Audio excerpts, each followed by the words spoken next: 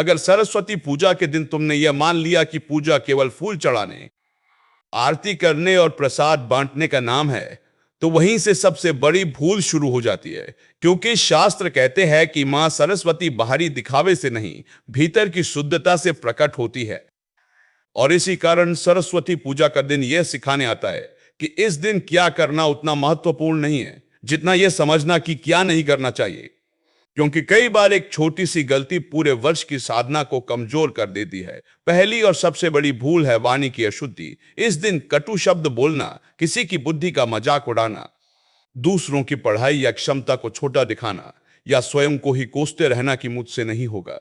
क्योंकि वाणी ही मां सरस्वती का स्वरूप है और जिस दिन वाणी दूषित होती है उसी दिन विद्या का प्रवाह रुक जाता है। शास्त्र स्पष्ट कहते हैं कि सरस्वती पूजा के दिन बोला गया एक कड़वा शब्द भी पूरे वर्ष की पढ़ाई में बाधा बन सकता है।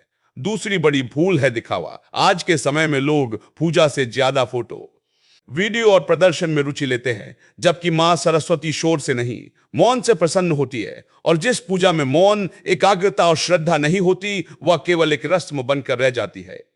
तीसरी भूल है जल्दबाजी। पूजा को जल्दी जल्दी निपटा कर बाकी कामों में लग जाना, क्योंकि सरस्वती पूजा का दिन ठहरने का दिन है। शास्त्र कहते हैं कि जो व्यक्ति इस दिन कुछ समय शांति से नहीं बैठता, वह ज्ञान को केवल सूचना समझता है, साधना नहीं। और जहां साधना नहीं होती वहां विद्या टिकती नहीं।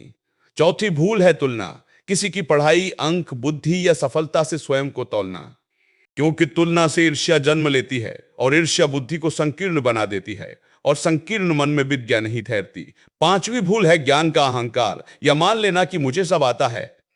क्योंकि शास्त्रों में कहा गया है कि जहां मैं जानता हूं का भाव प्रबल हो जाता है, वहां सीखने का द्वार बंद हो जाता है। और इसी कारण बहुत से लोग पढ़े लिखे होकर भी जीवन में गलत निर्णय लेते हैं। छठी भूल है गुरु और शिक्षक का अनादर, चाहे वह मन में ही क्यों ना हो, क्योंकि गुरु ही विद्या का द्वार है और जो द्वार का सम्मान नहीं करता उसे भीतर प्रवेश कैसे मिलेगा। सातवीं भूल है पूजा के दिन अनुशासन का अभाव। देर से उठना, अस्त व्यस्त रहना, मन को इधर उधर भटकने देना, क्योंकि सरस्वती पूजा का दिन मन को स्थिर करने का दिन है और जहां मन बिखरा रहता है वहां ज्ञान गहराता नहीं। आठवीं भूल है ज्ञान को केवल परीक्षा और नौकरी तक सीमित करना, जबकि शास्त्रों में विद्या का अर्थ विवेक बताया गया है, सही गलत की पहचान। और जब विद्या को केवल अंक और परिणाम से जोड़ा जाता है तब उसका स्वरूप संकीर्ण हो जाता है। नौवीं भूल है दूसरों की सफलता से जलना, क्योंकि ईर्ष्या सबसे पहले स्वयं की बुद्धि को जलाती है। और 10वीं तथा सबसे सूक्ष्म भूल है कृतज्ञता का भाव, या भूल जाना कि जो कुछ भी आता है वह हमारी मेहनत के साथ साथ किसी न किसी कृपा का परिणाम है। और जहां कृतज्ञता समाप्त होती है वहां कृपा भी धीरे धीरे दूर हो जाती है। सरस्वती पूजा का यह दिन हमें यह समझाने आता है कि विद्या को बुलाने के लिए बड़े कर्मकांड नहीं चाहिए, बल्कि छोटी छोटी गलतियों से बचना ही सबसे बड़ी साधना है। यदि इस दिन व्यक्ति यह संकल्प ले ले कि वह अपनी वाणी को शुद्ध रखेगा, दिखावे से दूर रहेगा, तुलना नहीं करेगा, गुरु और ज्ञान का सम्मान करेगा, अहंकार को झुकाएगा और सीखने के भाव को जीवित रखेगा, तो यही संकल्प पूरे वर्ष की पढ़ाई, बुद्धि और निर्णयों को स्थिर बना देता है। क्योंकि मां सरस्वती बाहर की मूर्ति में नहीं, भीतर के चरित्र में वास करती है। और जिस दिन यह बात समझ में आ जाती है उसी दिन से सरस्वती पूजा केवल एक दिन का पर्व नहीं रहती, वह जीवन भर चलने वाली साधना बन जाती है। सरस्वती पूजा के दिन की एक और बड़ी भूल जिसे लोग अक्सर हल्के में ले लेते हैं वह है मन की अशांति। इस दिन बाहर से सब ठीक दिखाई देता है, पूजा हो रही होती है, मंत्र बोले जा रहे होते हैं, लेकिन भीतर मन किसी पुराने डर, असफलता या तुलना में उलझा रहता है। शास्त्र कहते हैं कि विद्या मन की शांति में उतरती है, अशांति में नहीं। और जिस दिन मन भटकता रहता है उस दिन पढ़ा हुआ ज्ञान भी टिक नहीं पाता। एक और सूक्ष्म गलती है ज्ञान को बोझ समझना। बहुत से विद्यार्थी सरस्वती पूजा के दिन भी यही सोचते रहते हैं कि पढ़ाई भारी है, जिम्मेदारी है, मजबूरी है, जबकि शास्त्रों में कहा गया है कि जिसे विद्या बोझ लगने लगे समझ लो कि उसका भाव गलत दिशा में जा रहा है। क्योंकि मां सरस्वती वहां नहीं रुकती जहां शिकायत होती है, वह वहां रुकती है जहां कृतज्ञता होती है।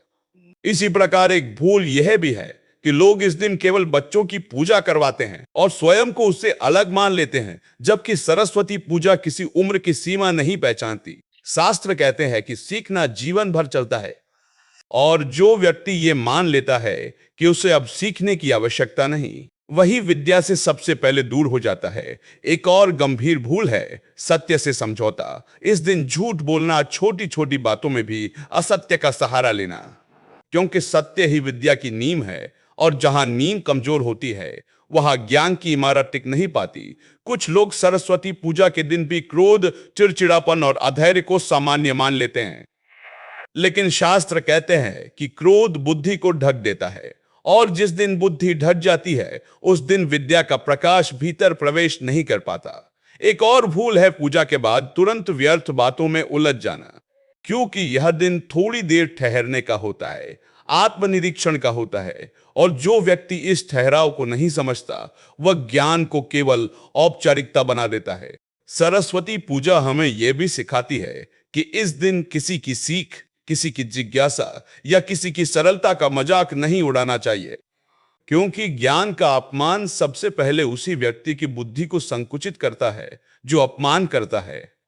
इसलिए शास्त्रों में कहा गया है कि सरस्वती पूजा के दिन सबसे बड़ी साधना यह है कि हम अपने भीतर की इन अदृश्य गलतियों को पहचानें। अशांति, शिकायत, अहंकार, असत्य, क्रोध और अधैर्य, और यदि इस एक दिन भी हम इन्हें रोक लें तो विद्या का मार्ग अपने आप साफ होने लगता है, क्योंकि मां सरस्वती किसी विशेष अनुष्ठान से नहीं बल्कि उस मनस्थिति से प्रसन्न होती है जहां सीखने की इच्छा जीवित हो। और जब यह इच्छा जीवित रहती है तब पढ़ाई, समझ और विवेक जीवन भर हमारा साथ निभाते हैं। अब जरा अपने मन से पूछो, क्या आज तुम सच में सीखना चाहते हो या सिर्फ रस्म निभा रहे हो? अगर यह बात दिल तक पहुंची हो तो मां सरस्वती से बस यही एक प्रार्थना करना, मुझे ज्ञान नहीं, उसके योग्य बनने की बुद्धि देना।